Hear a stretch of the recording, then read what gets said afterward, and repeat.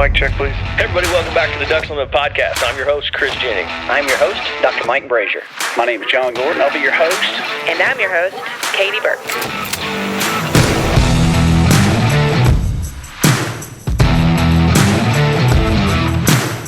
Welcome to the Ducks Unlimited podcast, the only podcast about all things waterfowl. From hunting insights to science-based discussions about ducks, geese, and issues affecting waterfowl and wetlands conservation in North America. The DU Podcast, sponsored by Purina Pro Plan, the official performance dog food of Ducks Unlimited. Purina Pro Plan, always advancing.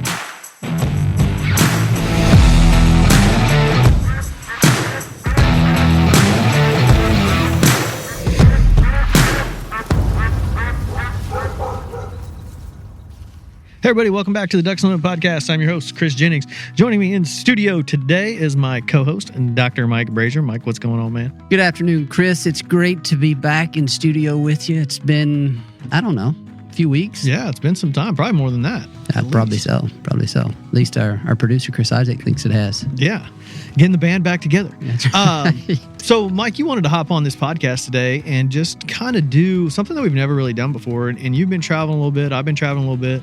Everybody's busy. It's that time of year. It's middle of November. I think for me, one of the most important aspects of November is that November is the only month, once we get to the end of the month here, when Mississippi and Alabama open, it is the only month out of the year that regular waterfowl seasons are open throughout the entire U.S. Is that right? It is, because by the time you get to December, you start having like some closures in Michigan, Minnesota, locks up North Dakota. But that week between basically like the 20th and the 25th is that time of year where just about everyone in the country can take a crack at them. I was talking to somebody recently, and I think I said this last year also, but it hit me this year. So used to, the only sort of hunting season that I was aware of and was tuned into was the one for the state in which I live, whether it be Louisiana, Mississippi, Ohio. And so you've got that 60 to 80 day window whenever you're thinking about it and you're planning it. But now, with the things that I do here for DU at our national headquarters and working with you, certainly on the podcast, I think about and I'm aware of and I'm staying in tune with the hunting seasons from September all the way through really into February. Oh, yeah. And it's like, holy cow. Like it feel like I've already gone through, and I have, 2.5 months of the hunting season and haven't even fired a shot. I haven't hunted yet.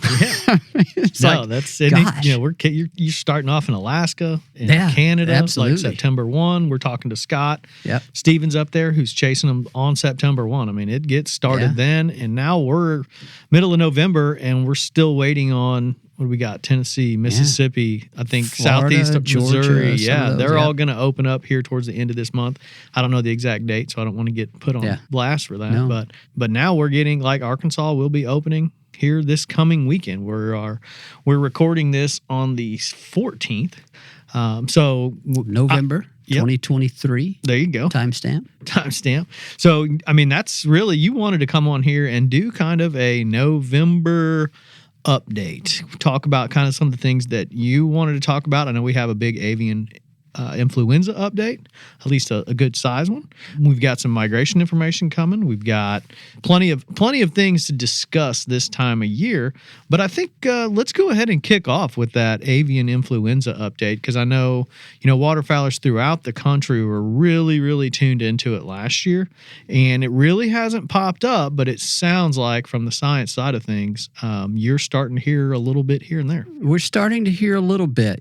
This year we were more prepared on the communication side of things. We had put a lot of messaging together last year. We had worked with USDA APHIS on that whole border crossing, those restrictions, getting those things open back up. And so we continued to have those communications with them this year. We we worked with them to achieve some agreement on relaxing those restrictions. People could bring skin back on their birds that they harvested in Canada this year, and I was able to stay in touch with a few folks and was checking to make sure those types of communications were actually making it to the people that need it. Because the way that works is, we worked with USDA APHIS. They're the ones that kind of manage some of those import-export restrictions and help establish those.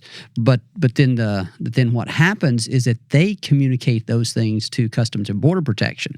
And so we were staying in touch with folks, and we heard from a few people that did have some difficulty getting birds back across. Apparently there was some miscommunication, or that information, that revised restriction, didn't make it all the way down to a particular agent in the CBP office. And so we were able to reach back out to USDA APHIS in their offices, and they said we're aware of it. We've heard from a few other folks, and so they reissued some communications back to Customs and Border Protection and tried to get some of that straightened out. So I'm certain there were a few issues out there, but hopefully they were few and far between. And just again, thanks to our partners with USDA for their cooperation and wanting to help make some improvements there. What's it going to look like next year in terms of those import-export restrictions? Or I guess we're talking about kind of importation into the U.S.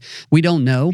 We do anticipate eventually, hopefully, getting to a point where we go back to kind of life before the outbreak a couple years ago or last year. So anyway, stay tuned for that. With regard to your question about what we're seeing on avian influenza outbreaks here in the States, I received a report a couple weeks ago from our friend and colleague, coworker out in Oregon, Kelly Warren, DU biologist out there. They were starting to see actually a couple of things, starting to get reports of aspergillosis and some cackling geese, I think, but also some avian influenza reports of that in some geese out there, to the point where ODF&W, Oregon Department of Fish and Wildlife, were issuing some alerts or putting up making some postings, making hunters aware that, hey, we're seeing some of this again, and be aware, be ready to call, report any sick or dead birds, be cautious about picking up, retrieving sick or dead birds. Don't let your dog go chew on a sick or dead bird that you don't know the cause of that death. And so that's in Oregon. We've also heard of a few outbreaks at poultry facilities in the upper Midwest. I think Iowa, maybe Minnesota. Nothing like what we saw last year. I think by late November, we were talking tens of millions of commercial poultry that had to be euthanized as a result of some outbreaks in a lot of different facilities.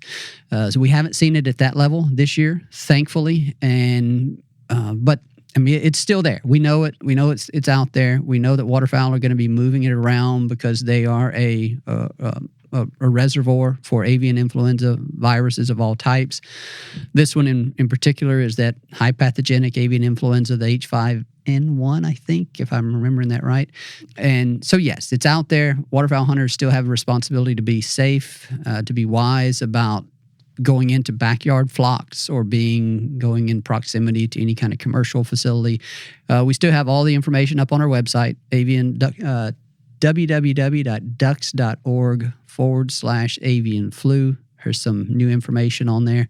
So go check that out. But that's where we are right now. And just a reminder if you see those sick or dead birds, report it to your state fish and game agency. Have that number with you before you go out in the field. It's still something that we have to be aware of. Absolutely. And I've driven across duck country there in Arkansas several times the last couple weeks. Have you seen any evidence of that? That's good. And last year it was very visible. As soon as the snow geese showed up, you could look out in the field and see 100 of them floating. It was super, super dry for an extent, like through late November last year? Yeah, I think we did not. Yeah, you're probably right. We didn't get really a good douse of water until that first week of December. Yeah. But it was dry going into November this year, and geese were showing up, but we've had some rain over there recently, right? Yeah, some areas have had some pretty good precipitation. That area where I hunt just west of Stuttgart, a couple weeks ago, we ended up with 7 inches of rain on some of these guys' gauges. Now, that was not widespread throughout the state, but some areas did get it. I know some people closer to Memphis got 3. And then while that's not really going to do anything for the river systems out there, it definitely helps when we do get some more water. Yep. So there's water on the landscape out there. That's good. I've talked to a lot of people who are, fields are pumped, they're ready to roll. It's here. That will hopefully help with regard to any kind of AI outbreak that may occur in some of these more southern states this year compared to last, because and there's a bit of speculation here, but it's informed speculation based on the way we know kind of viral concentrations work and susceptibility to that among birds is the less dense the waterfowl are concentrated, the less likely we are to have a severe outbreak. There can still be some transmission, but you're spreading those birds out. You're reducing that interaction, and that's a good thing. You're also, in theory, reducing the concentration of the virus in that water. So we still need a lot of water in Louisiana. It's a parched landscape down there. Yep. But yeah, I think we're optimistic that we're in a better position this year down in these latitudes whenever the geese start arriving with regard to avian flu. Yeah, and they definitely got it in the Pacific Northwest last week too. We had a migration alert come in, and it quoted Kelly and some of the guys from Washington Game and Fish as well, who were saying that they got a bunch of water across the landscape, which really spread those birds out. There's some big landscapes out there, lots of, and they did get a ton of water. So, and I think another couple of systems are coming into the West Coast this week and into the weekend. Yeah. So that's even more. Yeah, and then the one is supposed to be hitting Louisiana. I mean, it's I saw the weather this morning, and I don't think it dropped quite as much water as they were hoping it would. It stayed a little off the coast a bit, based on what I saw. It helped. I mean, anything is going to be helpful down there, but I think they still have a long way to go. Yeah, they definitely do. And, that really reflects. Last week, we also did a migration alert for Louisiana. Oh, yeah. Survey. We're going there. Yeah, I mean, survey came out. It's the survey. It's nothing we can't change it. The number, and it was expected. Yeah, I mean, it was what, and I don't want the exact numbers, but it was the lowest on record for November. That's right. But that can change. We get a bunch of water. That can change pretty quick for those guys. I know some guys down there who are hunting and having some success. So it's not as widespread and terrible as it sounds, although it sounds pretty bad. There are some places that are really bad. I was talking to somebody who said there's some clubs that aren't sure if they're going to be able to even have a season because they don't have any water, or there's not water in the canal to access their camp. Yeah. They can't even get to their camp. There's some of that's happening. Saw some of the video from the aerial survey Jason Olzak shared whenever he sent that report around. I mean, vast expanses of that marsh landscape that typically has water over it, but just dry, just absolutely dry. So when you've got, I don't know, hundreds of thousands of acres that's not holding water, not providing habitat for ducks, you're not going to have a whole lot of ducks. So the results from that survey weren't shocking, or at least they weren't unexpected. But yeah, hopefully they get, and they will. I think we've talked with Dr. Mike Schumer about this being a pretty strong El Nino winter that we're going into, which means generally we would expect cool, wet conditions in the southern U.S., and we need that. Yep. So hopefully what we're seeing there with that low pressure system kind of spinning up some moisture on the Gulf Coast right now, hopefully that's the start of it. No, that's perfect. And I think that's a good little roundup for our kind of the migration. You, in your idea of doing this podcast, was kind of like, hey, what are you working on? What am I working on? Just kind of a little discussion. And that's, one of my focuses throughout the year, that migration alert program. And that's thumping right along. So, if you want to subscribe to those, it's ducks.org/migration alert. We do them by flyway, pretty much by state. You get very credible reports from state biologists, state and federal agency guys. The freelance writers who do it do a great job, and they really provide credible, valuable information for hunters looking at certain areas. Now, we don't do them for every state every week. Nope. That's a lot, but keep your eyes peeled on your flyway, and you'll definitely get some valuable information. I'm subscribed to all of those flyway Thank you, alerts. Mike. Yeah, appreciate that.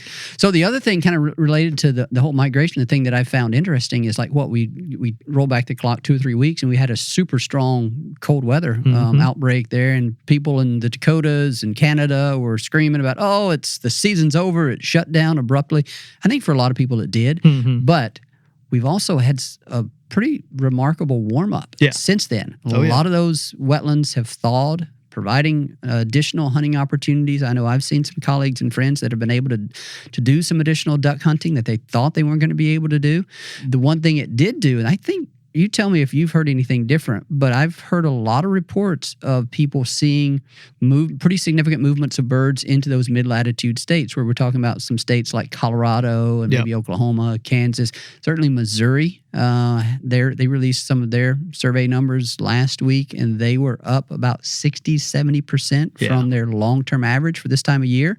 That's a reflection of that very strong early cold front that came through that polar vortex disruption, I think. Yeah, that middle of Missouri, right in there. I mean, that they picked up a bunch of ducks, and that I'm hearing that from everybody who's hunting up there, as well as those reports. Now, that survey's only done, just to clarify, it's only done on state and federal lands. That's right. So it's not complete landscape level like transects, like Louisiana one necessarily, but. It shows, I mean, they're holding almost 400,000 mallards in these areas. And that's significant. I mean, those are the birds. And that's exactly what you expect to happen. Dakotas, northern Minnesota freezes, prairies freeze, those birds hop. They're going there, wait till they get froze out, move south a little further. Hopefully that's the case here within a couple weeks. Once we start hunting down here, they'll get a little bit of water, and that would help us out. Would help everyone out. Yeah. Except for those guys up there, I guess. Yeah, but, that's right. But I mean, like I said, North Dakota. They've been going at it for quite some time. Yep. South Dakota, I'm hearing nothing but positive things out of South Dakota. They got some water up there. Good. And so, I mean, I know John Pullman's been after it. You know, we've had Jay Anglin on the show several times talking about northern Indiana, Illinois. Illinois picked up a bunch of ducks when that freeze came as well. Those norms from the Forbes Biological Station. They do a great job with the reports. You can find those on Facebook, and we tie them into the alerts. But they picked up a ton of birds at that time. I mean, they jumped significantly, kind of like Missouri. I didn't actually see those numbers. You saw the numbers from Forbes? Okay. Yeah. And it was pretty... It was early, but it was pretty significant, so that's good. Yeah. And then we've talked to Jay Anglin, who's up there. They're hunting Canada geese across Michigan, northern Indiana, and he says it's just phenomenal. Has he been up to Harson's Lake or Harson's Island yet? Not yet. Okay. Not yet. He probably will be here pretty soon, but I know he talked to the guys up there, part of his alert. They were not holding a ton of birds. That's what he talked about on the podcast, which is really weird because they usually do hold a lot of birds. A lot of redheads up there, right? But the number of ducks killed per hunter at the state hunting ground is significantly higher. Wow. Well, that's so good. What they just think they're holding, the birds are spending the evening in Canada, right across was that Walpole. Yeah, there's a Walpole bunch. Island. There's a bunch of big areas where those ducks can hang out. And then visiting the refuges there and the hunting areas on Harson's Island during the day, which is exactly what hunters want to happen. So, right. Well, good deal. Yeah. So right now it's all positive. We'll wait till Arkansas kicks off this weekend and see how that goes. I know it's going to be a little slow for a lot of the public land hunters. That's kind of the expectation. Should have a migration alert here within the next day or so. Now you think it's going to be slow because why though? Not as much water as we'd like to you've got like the white and the cache don't have any water. A lot of those public areas, I haven't even looked at their waterfowl report. Will come out tomorrow. That'll show who's going to have water and who's not. And it's probably going to be the majority of them won't have water. Now, the cool thing about Arkansas is they've got that W Rice program that a lot of those guys are really pushing right now. And it's, rice fields where you can put in for a draw. You get it for a couple of days. You'll have to look at the details of that program, but I put in for those before, and it's a pretty interesting program for guys to get out on a rice field. Well, I think it's a great thing. Yeah, it just opens more opportunities for more hunters out there. So we need more of that for sure.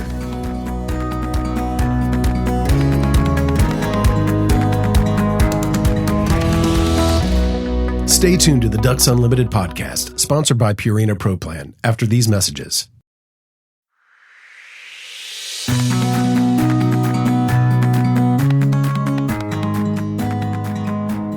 Now, one thing to skip off, jump off the migration, because we'll get enough into that probably later in the week and next week. You mentioned last week you were at a conference and wanted to talk about some of the cool scientific research that's going on in the wildlife world. So which ones, I know you sent me a picture of one that was a little wild, but I can't remember what it was. You did. I don't remember what it was. Sorry. But so what were you doing at that conference? And something about wild dogs or something. I don't even know. Yeah. Sorry. So that was the annual conference of the Wildlife Society. That is the professional society of wildlife biologists. It's based here in North America. I've been a member of the Wildlife Society for probably going on 2 decades or something of that nature. And actually it's going to be over 2 decades. But this was the first time in about 10 or 15 years, probably closer to 15 years, that I had been to the annual conference. I have a lot of options for conferences and sort of continuing education meetings and so forth that I could attend in a given year, and you have to just select, right, 1 or 2 a year. And typically I'll go to maybe the American Ornithological Society or the Society of Wetland Scientists. Then occasionally every 3 or 4 years, we have the North American Duck Symposium. That's actually happening in February. This year, the Wildlife Society Conference was in Louisville, Kentucky. It's drivable from Memphis, and convenient drive from Memphis. And a couple of our conservation science assistants and I wanted to go there, and some networking opportunities for them, catch up on some of the latest research in our field, and also reconnect with a lot of colleagues in that professional society that I'd kind of lost touch with. Over 2,000 attendees. Oh, wow. One of the largest conferences I've attended, a mix of undergraduate and graduate students covering every aspect of wildlife science and wildlife research that you can imagine, from game species to non-game species, turkey, deer, songbirds. There's a bit of research from outside of North America. There wasn't a whole lot of let's say waterfowl research presented there. I think a lot of folks that are doing that research are holding back, waiting on the Duck Symposium, which will be held in February in Portland, Oregon, to present a lot of that research, present their findings. But there were some there, and several people that we've had on the podcast before. Dr. Casey Seatash, Dr. Casey Seatash, we can say now. She graduated, successfully defended her dissertation earlier this year. She was studying waterfowl nesting ecology in flood irrigated lands out in Colorado. She presented on a part of her research that was evaluating the effectiveness of that particular practice for nesting and brood rearing waterfowl. There's also Cheyenne Beach. She is now, I think, a PhD. Yes, she is a PhD candidate, and I forget which university. She's at a university in Illinois. Was she the one that did the fleas? Nope, not the fleas. That was Vanessa with DU Canada. Cheyenne is the one that was working on SCOP, working on parasite loads in SCOP. And I'm not even going to try to say the scientific name for those parasites that she's looking at. But some of her master's research was I think, well, I'm probably going to get it a little bit wrong, but part of her research was evaluating the effects of implant transmitters on SCOP. Back to this issue of evaluating whether the technology that we're using to track waterfowl movements is having any kind of behavioral or physiological or effect on the birds. And so she presented the findings from that aspect of her research at the conference, and they found no significant effect. This is actually some work that was sponsored by and conducted in partnership with Panola Aviary in Shreveport, Louisiana. We've talked with them before on the podcast. And so it was kind of neat. We were over there earlier this year, and we saw these scops swimming around. They had this antenna coming out of their back, and it was associated with Cheyenne's project. And so now this paves the way for the next phase of Cheyenne's project, where she's going to be radio marking scop at their spring staging areas there on the Mississippi River, and then tracking these birds as they go back up through different migration corridors and looking at how those paths may translate into any kind of differences in reproductive output. The idea being that there are some of those paths that are going to expose them to areas of where it is known to have much higher concentrations of those parasites. So that's sort of a proxy for exposure to these parasites, and see if there's any kind of effect on apparent breeding activity. So if Cheyenne's listening, I hope I got that You're going right. to get an email. Well, here I just looked through my text to see exactly what you sent me, and you need to probably schedule this for a DU podcast. You think so? Not sure how it ties in, but it's the population genetic analysis of free breeding dogs of Chernobyl. That's pretty fascinating. I'm not going to lie. So one of the things that I try to do, it's difficult, I have to make myself do it at these conferences, is attend a presentation or a workshop that exposes me to something that I don't know as much about. Puts you in a bit of if it's a workshop where you're having to participate, you're putting yourself in a bit of an uncomfortable position, because you're like, I don't know anything about this. But somebody, I think I was telling somebody in a text message, like they were asking, why are you at that workshop? And say, well, like the old saying, if you're not putting yourself in an uncomfortable situation, you're not growing, you're not learning, right? So that's kind of what I was trying to do there. And this was just I saw it in the program.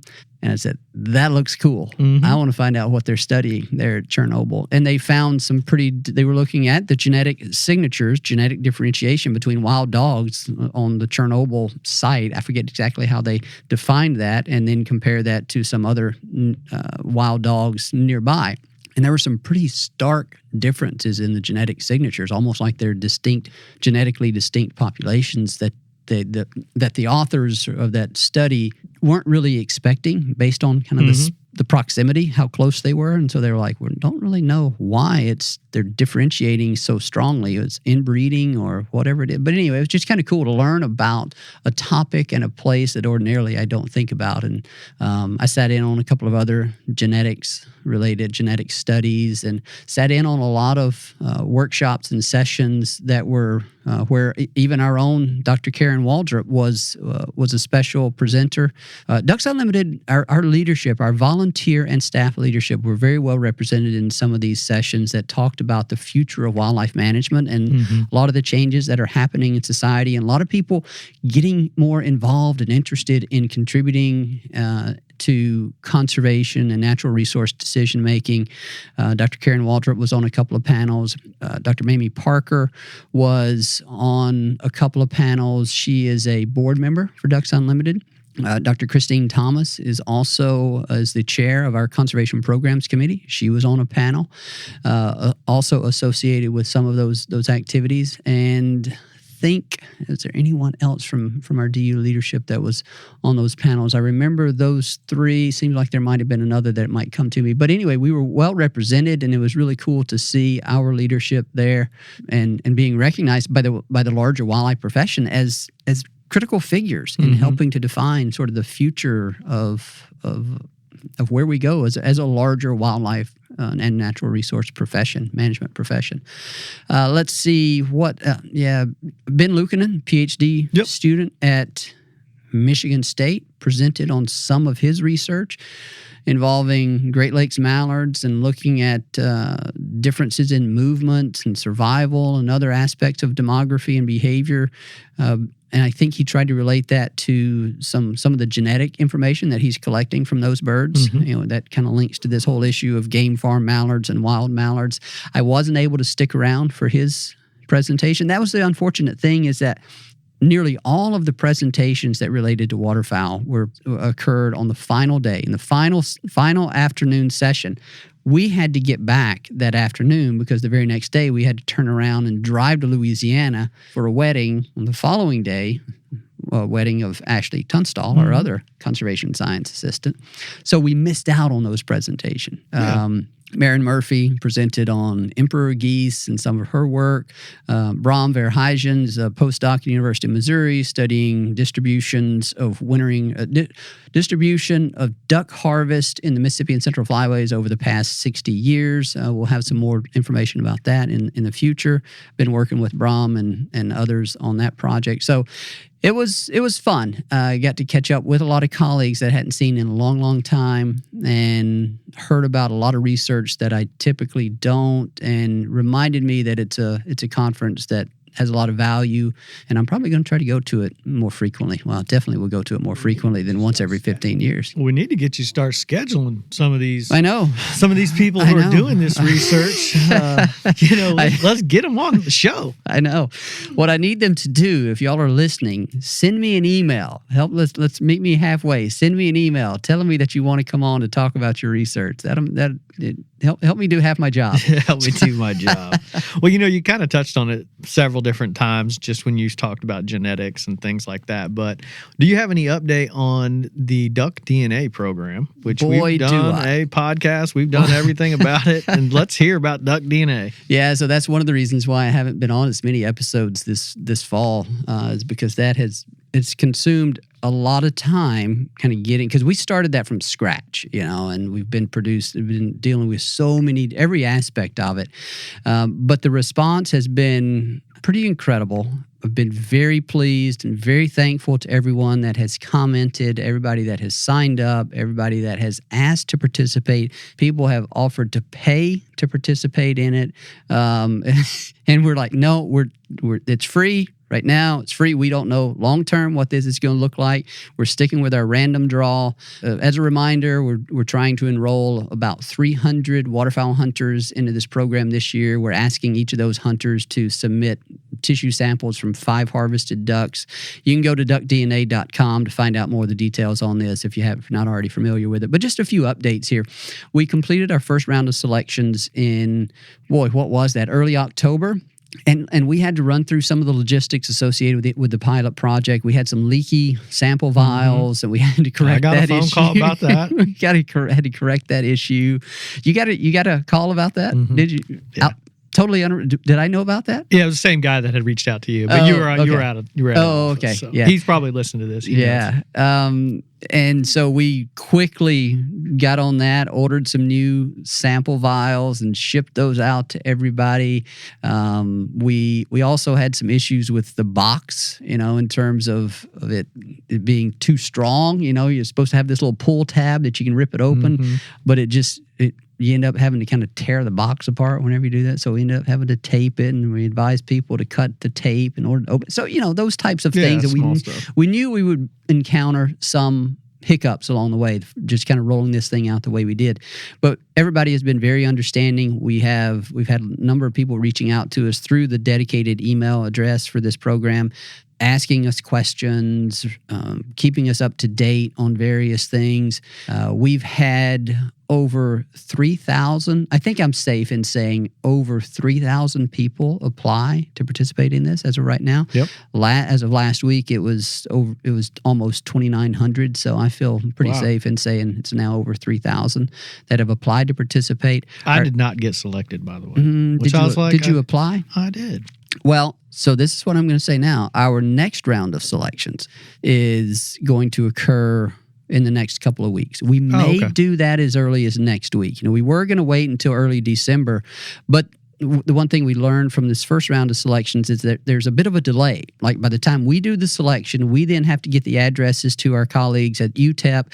They have to prep the packages, print the address labels, and then get those out. And then the U.S. Mail Service, U.S. Postal Service has to get those out. And it's taking a little bit longer than what we anticipated. And we're having some delivery problems with some of those. We'll probably look into FedEx shipping next year or something of that nature. So that next round 2 selections will occur shortly.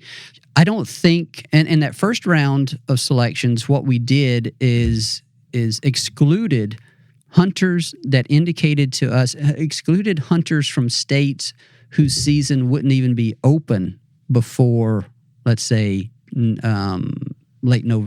before late November. I think what we did is if a state was only open for a couple of days in November, and then the rest of their season, the majority of their season would be in December and January, they weren't even eligible to be drawn that first round. So you wouldn't have been eligible. That's what we, in that application process, that's why we ask, what state do you primarily hunt in? I figured you just removed my name from the whole lot, just out of spite. I'm going to go with the first option there.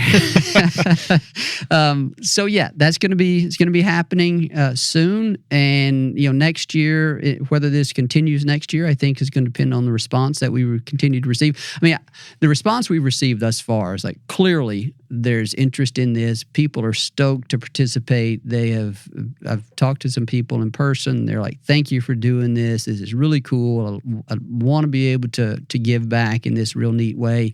And so thank you to everybody that has shown that interest, has applied, and certainly to the people that have participated. We have started to receive some samples.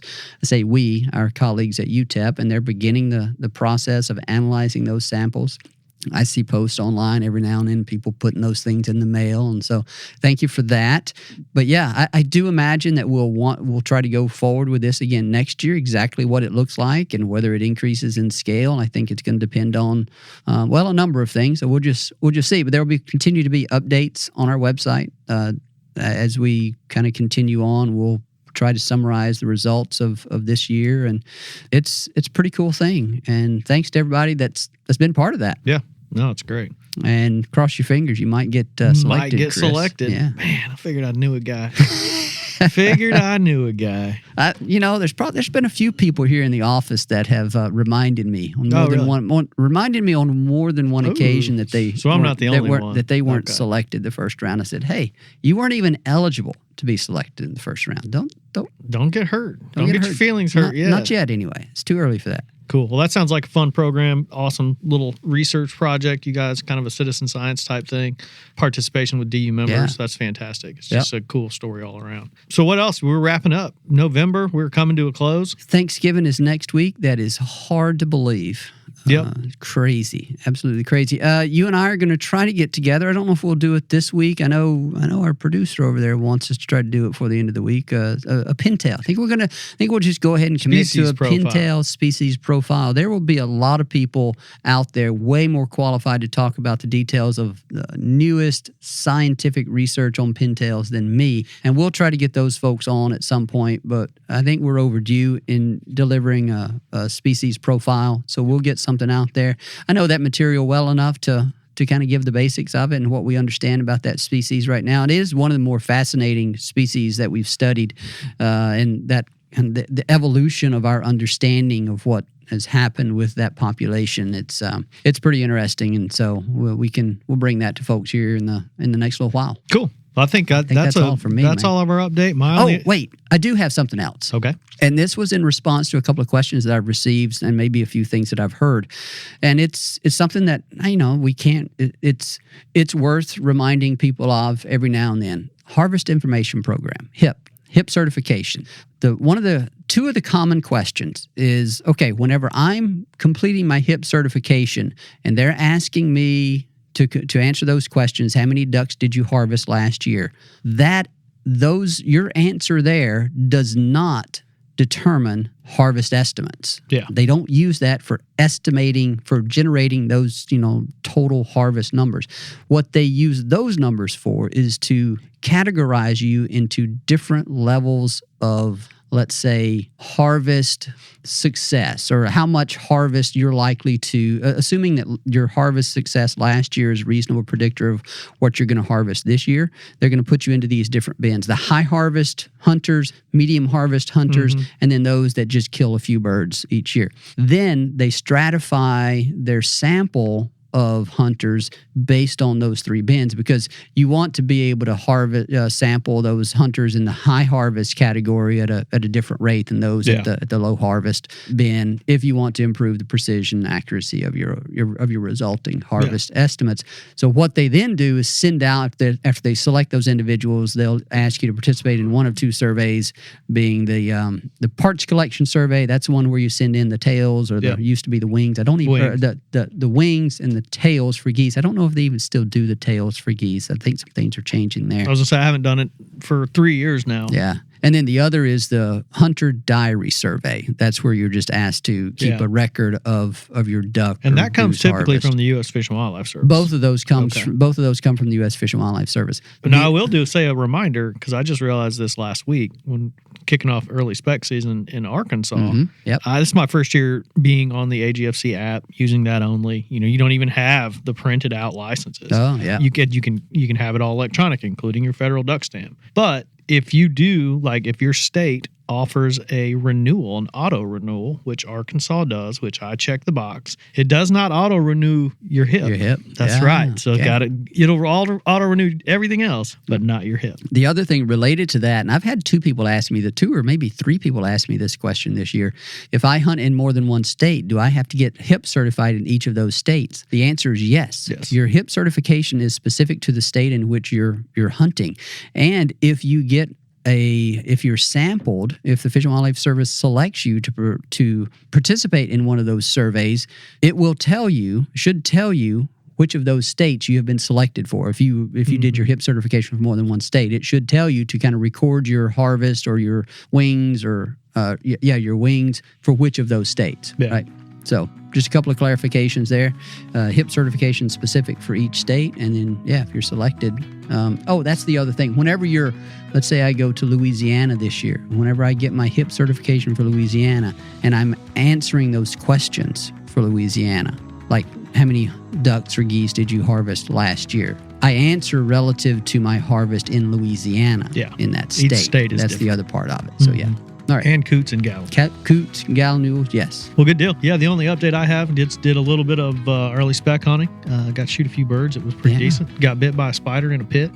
On some heavy antibiotics right now. Nice. All good, but ready to kick off the regular season. Yeah, you saw a snake too, didn't you? Yeah, lots of snakes, lots of frogs. That's I think there's a story behind That's that like snake, 75 degrees in Arkansas on opening morning, and they were out. They were there for sure. Well, Mike, this has been fantastic. We're going to go ahead and leave it with everybody for the rest of the month of November. We'll come back with hopefully some additional shows, some pintail profile that Mike just promised the audience, so now we can't back out That's on. right. But no. Let us know, let us know if you like this type of little roundup type thing. Like I said, it's the first time we've ever done something like this. I don't know if it's something we could do more of. If folks want something like this, let us know. Email us at dupodcast@ducks.org. Yeah. I'd like to thank my co-host, Dr. Mike Brasher, for joining me on this little November roundup, getting a little bit of information out there. I'd like to thank our producer, Chris Isaac, for being awesome, putting the show together and getting it out to you. And I'd like to thank you, the listener, for joining us on DU Podcast and supporting wetlands conservation. Thanks, y'all.